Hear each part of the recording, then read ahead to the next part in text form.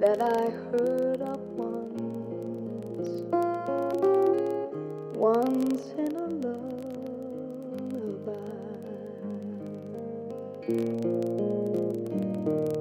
Somewhere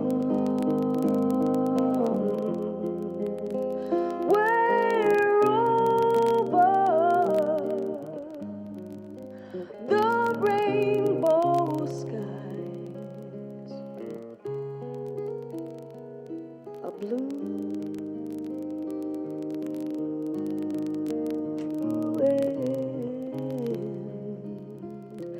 the dreams that you dare to dream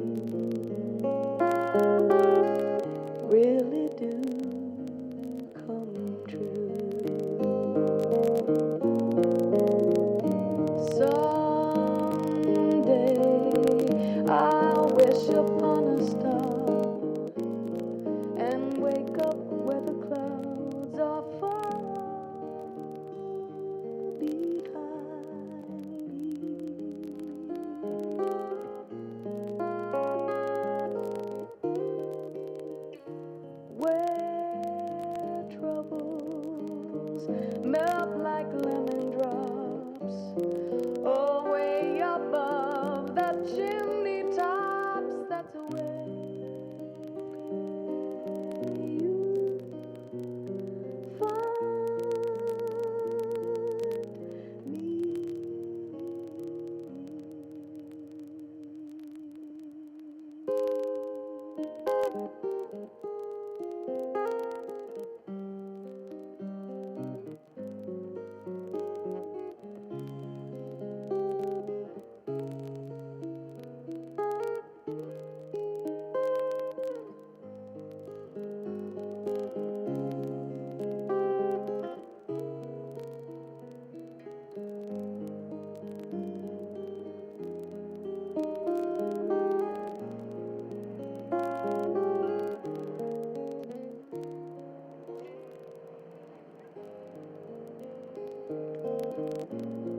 Someday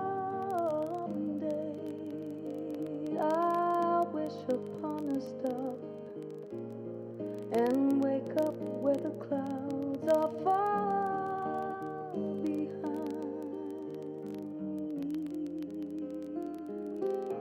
me, where troubles melt like lemon drops. Oh, way above the chimney tops, that's where you'll find me.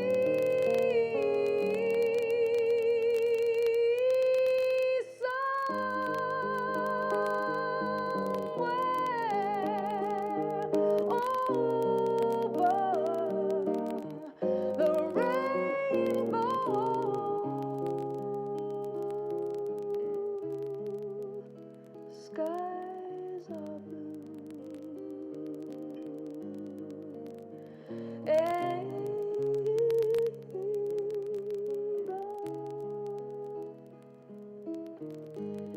dreams that you dare to dream really do come true. If happy little bluebirds fly above the rainbow wide, oh, I can't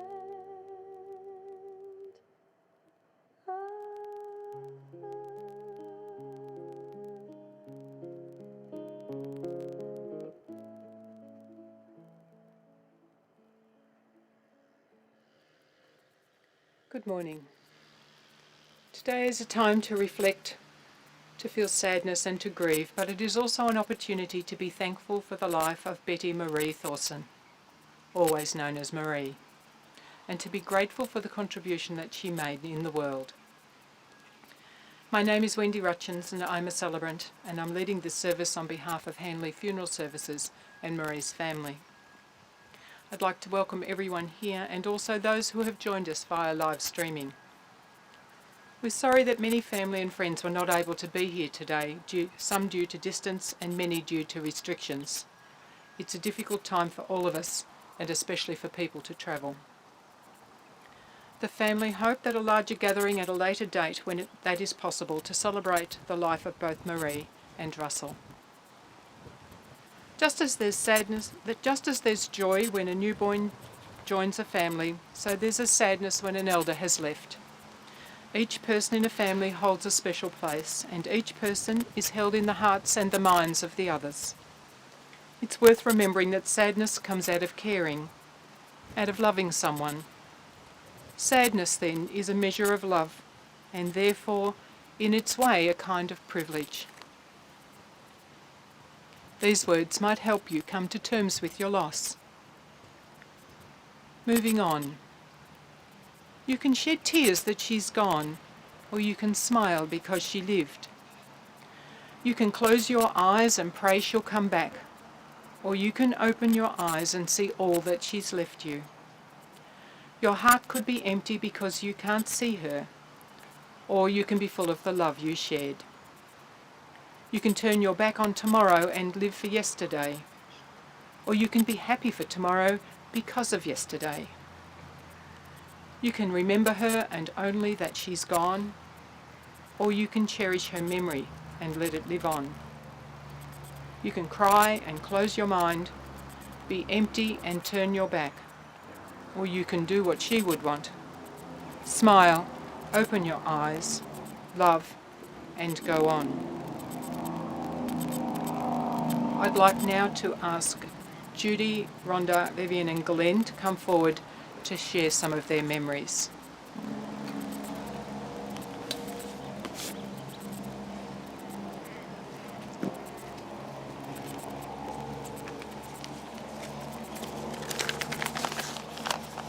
Betty Maree Jennings was born in Maffra to Reg and May Jennings in 1939. She was the second youngest of 6 children and grew up mainly at 11 Edward Street, Maffra. Her siblings were June, Reggie, Dot, Rex and Kay. It was a busy household. Mum tells us her father Reg serenaded his two youngest girls with songs like Two Little Girls in Blue. This was a favourite memory. It was a caring family who still remained close even when they made their own way in life. Her father Reg worked a team of horses to construct dams and drains in the irrigation region around Maffra.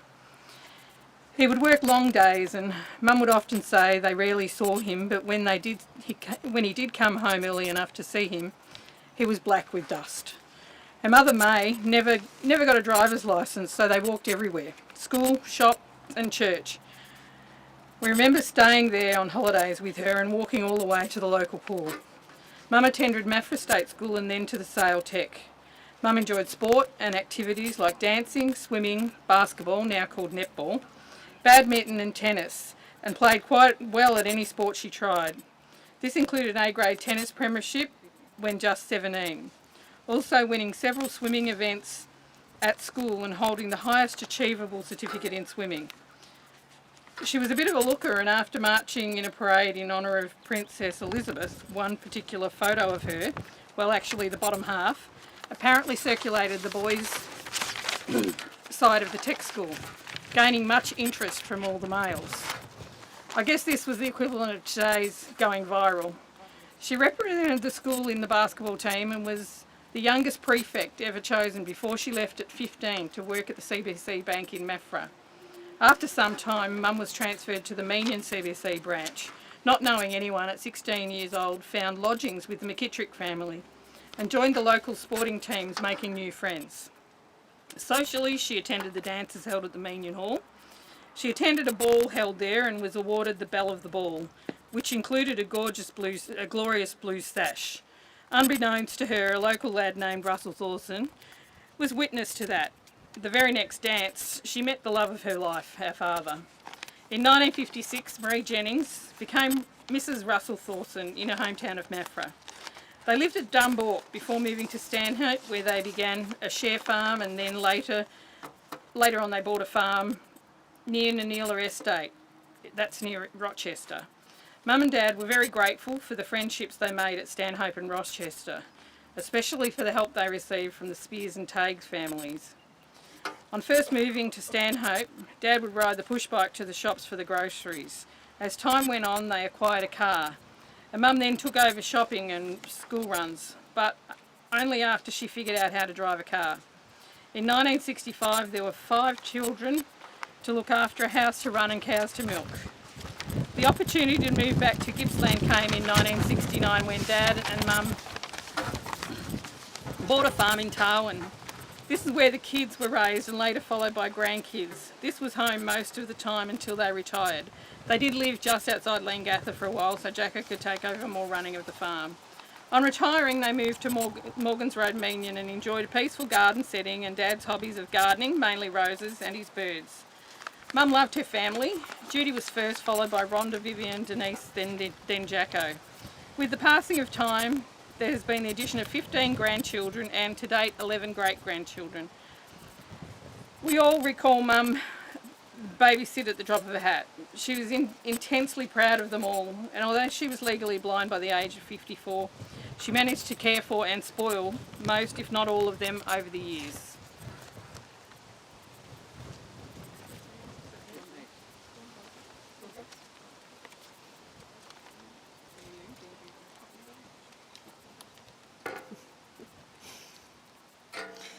How lucky are we to have been given such a wonderful mother, and how lucky are we all to have known this giving woman. She was the lifeblood of all our generations. She gave love to each and every one of us, right up to her very last breath. Mum was many wonderful things. How do you express our mother in a speech? You can't. But I'm going to give it a try to give you some idea. Unreserved love is the best way to describe her. Mum was giving and Mum was constant. I could throw in the word tenacious. Tenacious with her love and interest in her grandchildren, her great-grandchildren, nieces, nephews, anyone else who came within her family circle. You didn't have to be related to be family.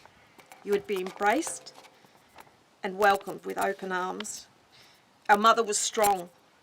Surviving with so many issues over the years, she endured pain, frustration, isolation. Her body let her down, but her mind was still sharp. She fought and battled everything, but finally she chose to leave us on her own terms, allowing the mother hen to gather her chickens and say goodbye. Thinking about things, I've only just realised recently that as children, we were what is only now referred to as latchkey kids. Actually, we didn't just return home to an empty house after school. We also got up in the morning to an empty house. But with Mum's love and attention, we never felt abandoned. I think that's quite an achievement. Just think about it. At 26 years, she had 5 children to care for while helping Dad in the cowshed and us in the spud box beside her. Then shifting to Tarwin and taking on a 270 cow dairy herd. At the time, 100 cow herd was considered huge. All the while, still remaining with those 5 children, our mother had to spend 7.5 hours every single day milking. She was 30 years old. I don't know how she did it, but she did it, and for many years. I think Mum would insist on a thank you here actually for Judy, the oldest child. Definitely the responsible and amazing child. I would just thank God that Jacko wasn't our firstborn. Somewhere in that hectic life, Mum managed to knit and sew clothing for us, take us to a game of sport. Mum said sport teaches you about life. Not everyone comes with the same attributes, so teamwork is needed. And warned us the only thing worse than a bad loser is a bad winner. Lastly, Mum wasn't a prankster, but she loved a laugh and being stirred, and stirring we did. Her eyesight wasn't the best. It took a long time to live down making her famous ginger fluff sponge with Gravox. Then the time she managed to drive a 4-wheel bike into a large sulphur spring. As well as, at her granddaughter's wedding, she jumped in first to embrace and deliver a big sloppy kiss, announcing to the male, "Welcome to the family." It was the best man she had inappropriately attacked. This fella was frightened and traumatised, which isn't easy when you're a 6'5" lad. But really, how many blind chefs or motorcycle riders do you know? Come to think of it, who's going to knock back a chance to get a hold of a strapping young lad in a suit? Being blind has its advantages. So we thank you, Mum. We thank you for your humour, kindness, acceptance, and most of all, your pure love. We have all been blessed, and we will miss you forever, Mum.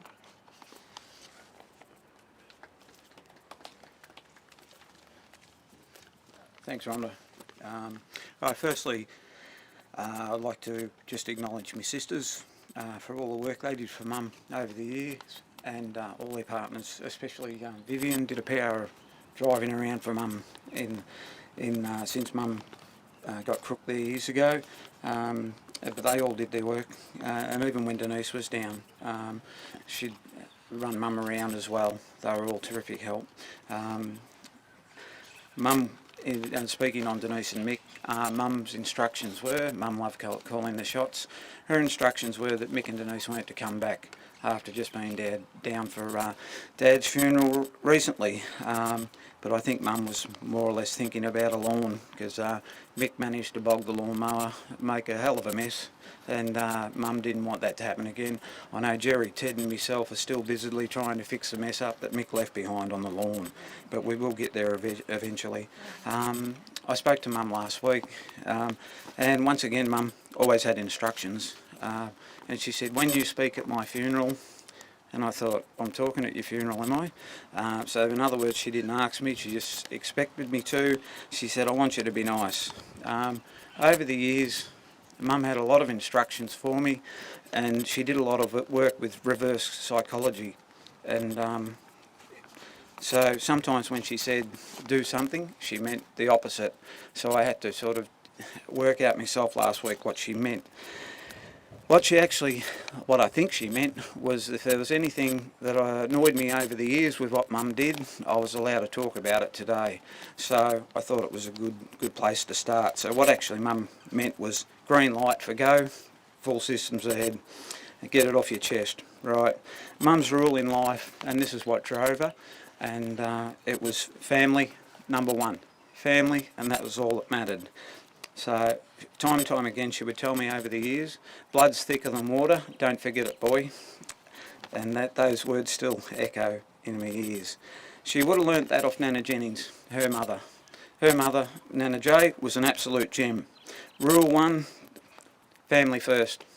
And Nana would have sat all her kids down, and I reckon I know how this went down, and she would have all told them, rule one. And then when she said rule two, Mum would have been gas-bagging Auntie Kay in the corner and not heard a bloody word. And Nana would have said, don't have any favourites. Well, Mum missed out on that. She had favourites, and this really showed up in her nieces and nephews over the years. And I know Auntie Kay had favourites as well, because I'm pretty sure I'm one of Auntie Kay's favourites. So the first favourite Mum had was Liz. And Liz was fortunately born on Mum's birthday. So every year we'd be about 10 days out from February the 7th, and Mum would ring every day. And she said, Liz's birthday next week. So she'd ring the next day, Liz's birthday next week. And it had been drilled into us time and time again that her and Liz shared the same birthday. So she knew we wouldn't forget. Every day up to the birthday, Liz's birthday tomorrow. So we never forgot Mum's birthday as well.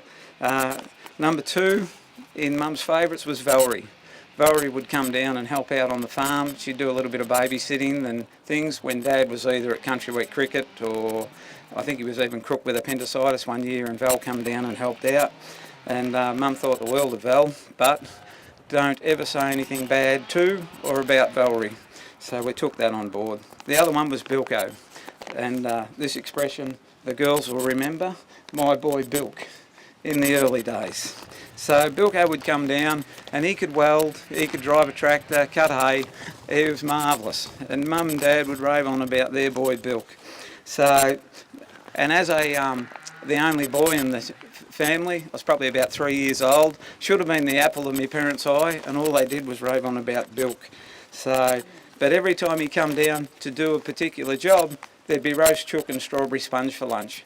And that was back in the days where we were lucky to see roast chook on Christmas Day. But yet this fella would turn up and it was roast chook and strawberry sponge every time.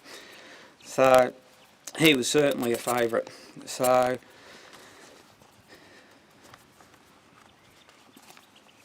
just bear with me a sec. So the main thing that made Mum tick was her family getting together. And when the family got together, Mum would love nothing better to tell the grandkids about one of their parents, whether it be Judy or Rhonda or Denise or Viv or whoever, when they slipped up when they were little, and how they got into trouble. And Mum would just thoroughly enjoy on telling them about that. So I thought only too well I could probably relive some of those moments and talk about them here today. So the first one I can think of, and once you got into trouble, it was what I called as a trip to Mum's court. Mum would adjudicate at the court, and it was all her rules. So, unbeknownst to Mum, from a very early age, she had a serial offender amongst the camp. And before you get too far ahead of yourselves, it wasn't Judy. This serial offender had a unique ability and skill to make Rhys Jones's tribunal record look mediocre. So the first offence that I can remember, I would have been about 3, and we had one of the largest chook pens in the district. There was a 44-gallon drum that fed the chooks, all the chook feed was in that, and the chooks had ad-libbed from the bottom of the 44-gallon drum. Valerie was down helping Mum look after things this day, and I managed to take the top off this drum and I jumped in it, and I found that if I threw the pallets in the air and they landed on the roof of the chicken house, it sounded like hailstones hitting the roof, which was very amusing for a 3-year-old. So I was busily throwing these pallets everywhere in the air and they were landing on the roof, and Valerie come out from the house and could hear the commotion going on. She stuck her head over the drum and she said, "I caught you, you little bugger." And I looked up at her and I said, "I wish you bloody well would go home. I'm sick of the sight of you." So that was off to court. And guilty. I didn't know Valerie was a dobber, but she got me that day. The second one, I wasn't much older than 3, and I wandered into the dairy one evening and I asked Mum and Dad for Dad's pocket knife. I wasn't old enough to pronounce pocket, so it came out as pocket knife. So they give me Dad's pocket knife, and off I went around the corner. And I thought, well, what responsible parent gives a 3-year-old a pocket knife to go and play with? So they followed me around the corner, and on the concrete floor in front of the implement shed was a little piece of wood, and there was a dead chook over this piece of wood, and Dad's brand new tomahawk was lying beside the piece of wood, and I'd managed to have a crack at preparing this chook. And he had several blows from the chook. It had several blows from the chest all the way up to the head, and there was quite a number of blows that had missed the chook and missed the log of wood completely and taken chips out of the concrete floor. And Mum wasn't real happy about that. So straight off to court for that one. She said, "What do you got to say for yourself?" At that stage I realised a little bit more about the legal system, and I knew I had to have a defence. And I said I thought Bilko was coming for lunch, but that didn't go down too well. The third time, the girls would all come home from school and they'd lie on the floor watching the telly, and I'd grab a ruler. I was only little. I'd grab a ruler out of one of their bags and I'd go along and tap each one of them in the back of the head. They were probably watching Hogan's Hero or Gilligan's Island, something like that. So I'd go through, I'd tap the whole lot of them on the back of the head and no response. So I thought I'd start again. By the time I got to Vivian, she had a bit of a short fuse. She'd get up and run me down and belt the crap out of me. So I must have remembered that, and a few weeks later on, I got the opportunity. Vivian was standing on the back of the couch, so I give her a slight push straight through the lounge room window, and that really got Mum going. So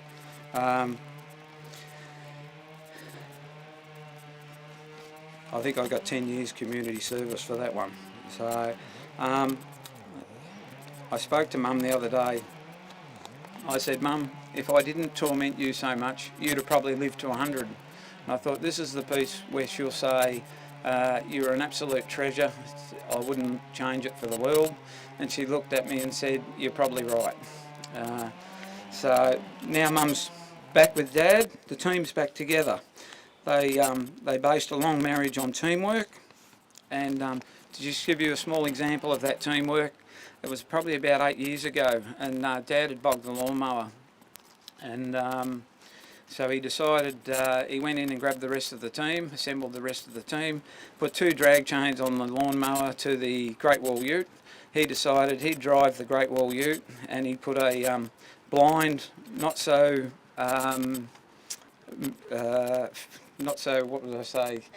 agile person on the lawnmower, and Mum was going to steer the lawnmower out of trouble as Dad pulled it with the ute. And unbeknownst to Mum, Dad, when he was pulling things out of bog holes over the year, he decided the quicker he could go the better, and he took off. It would have been somewhere between 2nd and 4th gear in the Great Wall, and Mum, being the jockey, didn't realise the lawnmower was going to go from 0 to 18 kilometres an hour in half a second, and off she went. Bruised, battered and extremely angry. Dad paid for that very dearly. Just to finish up with, Andrea was talking to Mum the other day, and they talked about where she was going, and she suggested that she was going to have a cup of tea when she got there, someone to make her a cup of tea, and she said, perhaps it's your turn to make Russ a cup of tea, and she just said, I think so. So thanks, Mum. So.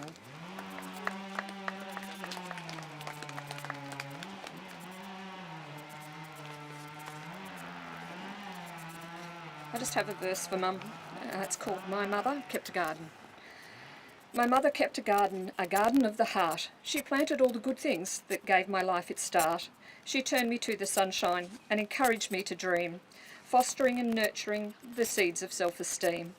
And when the winds and rains came, she protected me enough, but not too much. She knew I'd need to stand up strong and tough. Her constant good example always taught me right from wrong.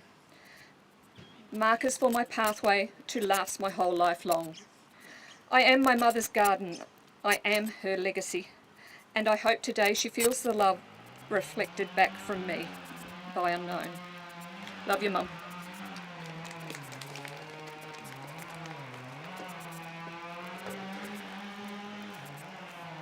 Thanks, everyone. Excellent job. Just going to pause now in a moment of quiet reflection while we listen to Wings Beneath My Wings by Bette Midler.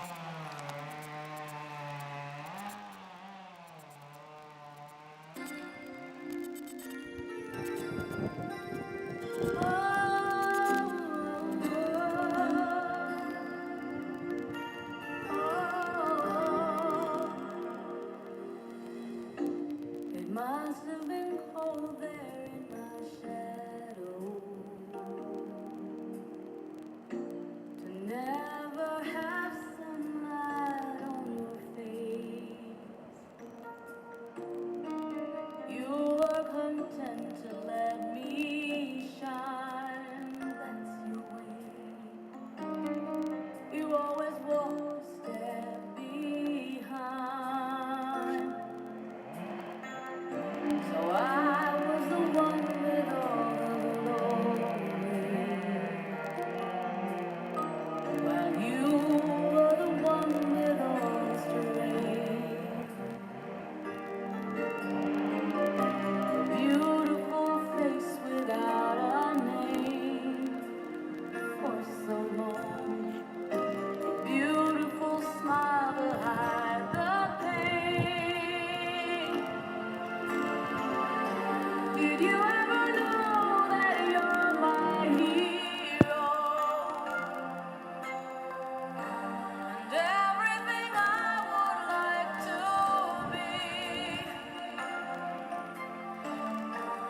I can fly higher than an eagle. You are the wind beneath my wings.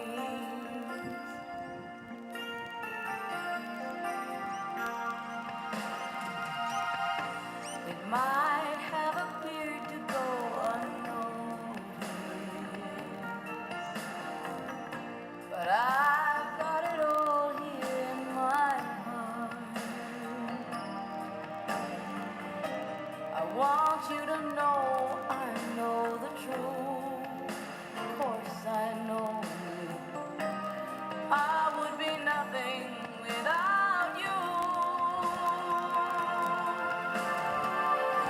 Did you ever know that you're my hero? You're everything I wish I could be. I could fly higher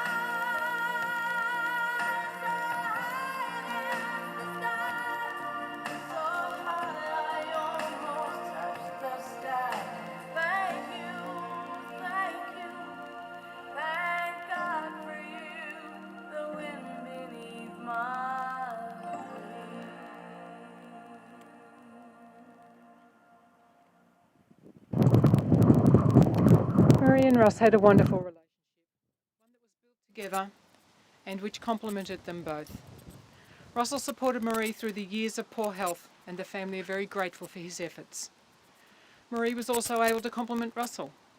She had a mind as sharp as a tack and kept Russell on the straight and narrow. They really were a team. The family are very grateful to the people who have helped care for Maree during the 12 years of dialysis and her varying health problems.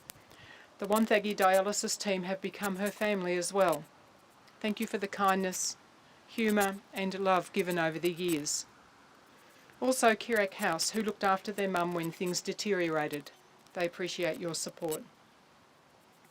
Maree chose to come home so she could see her family and be relieved of the pain that had increased over the past months. She managed to see many of her family in these last days and was comfortable for her stay at home. Over the last week, Maree has been at home under palliative care. The family wish to thank the staff of palliative care, Leongatha, District Nursing Leongatha, and the foster doctors. They said the care was above and beyond anything they could have hoped for. They're very grateful to you all. The family would like to acknowledge the assistance of Jenny and Leanne, who came and gave much appreciated assistance to Rhonda, who was the main carer over Maree's last week. The care and love that Maree's surviving siblings, Kay and Reg, showed Maree was wonderful. They would ring her every day, and she always looked forward to it. The last few days were special, with Reg and Wilma coming to visit. Also Kay making a special trip from her hospital bed to visit her sister. The family were grateful that their mum got to spend time with her brother and sister, whom she loved dearly. The last days were special, with old stories of their younger days. Thank you, Kay and Reg, for putting a smile on her face, which is something they will all cherish. These words remind us that while you have your memories, Maree will live on in every one of you. Her Journey's Just Begun by Ellen Brennan. Don't think of her as gone away. Her journey's just begun. Life holds so many facets. The earth is only one. Just think of her as resting from the sorrows and the tears, in a place of warmth and comfort, where there are no days or years.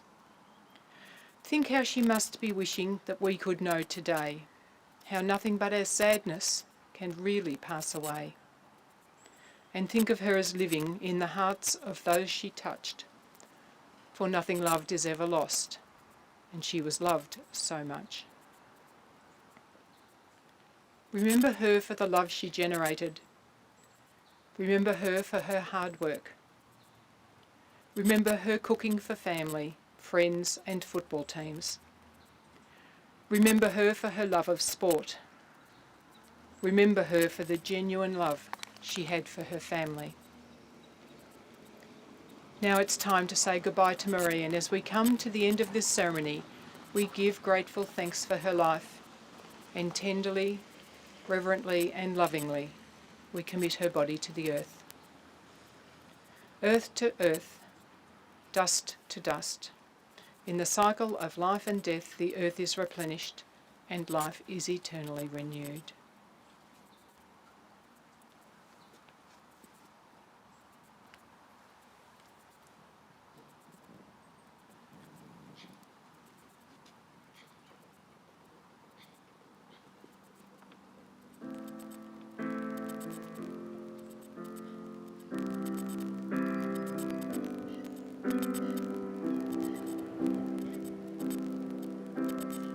Wise men say only fools rush in, but I can't help falling in love with you. Shall I stay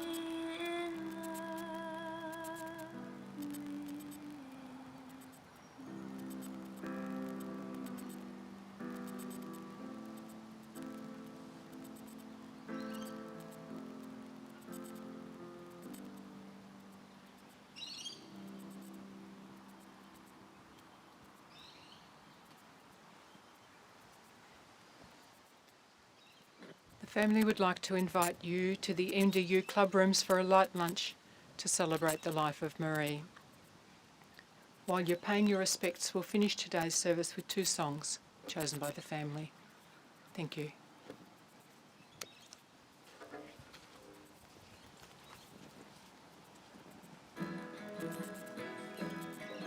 You can dance, every dance with the guy who gives you the eye, let him hold you tight.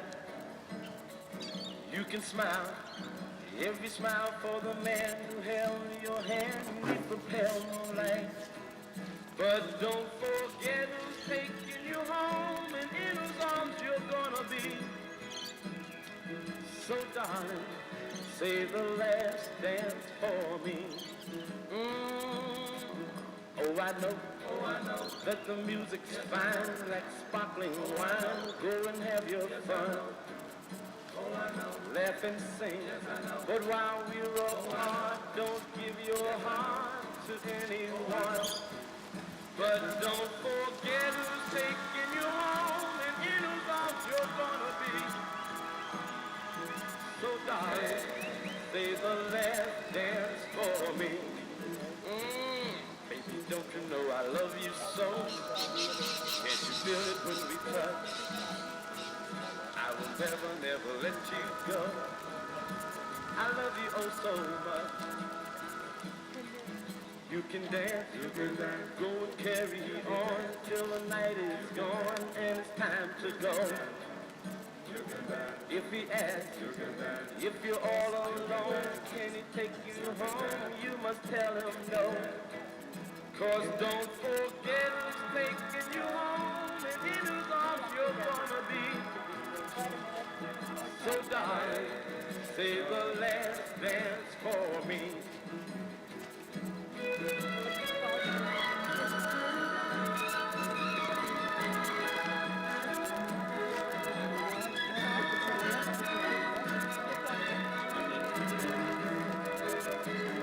Don't forget who's taking you home and in whose arms you're gonna be. So darling, say the last dance for me. Say the last dance for me. Say the last dance for me.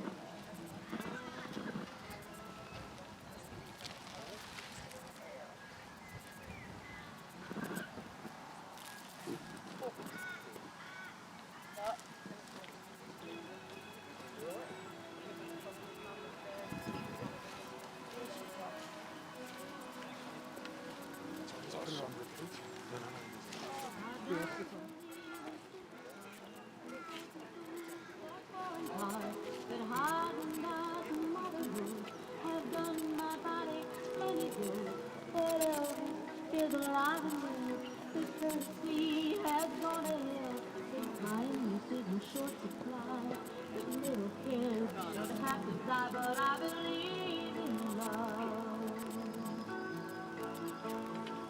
I believe in dreamers.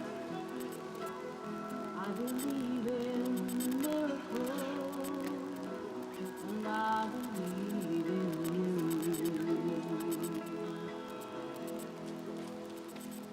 When I don't believe virginity is as common as it used to be, that left is wrong and right is right, that black is black and white is white, that the Beatles could be history, the 60s just a memory, but war will never go away. The Johnny Carsons had his day, but I believe in love. I believe in angels. I believe in mom and dad. And I believe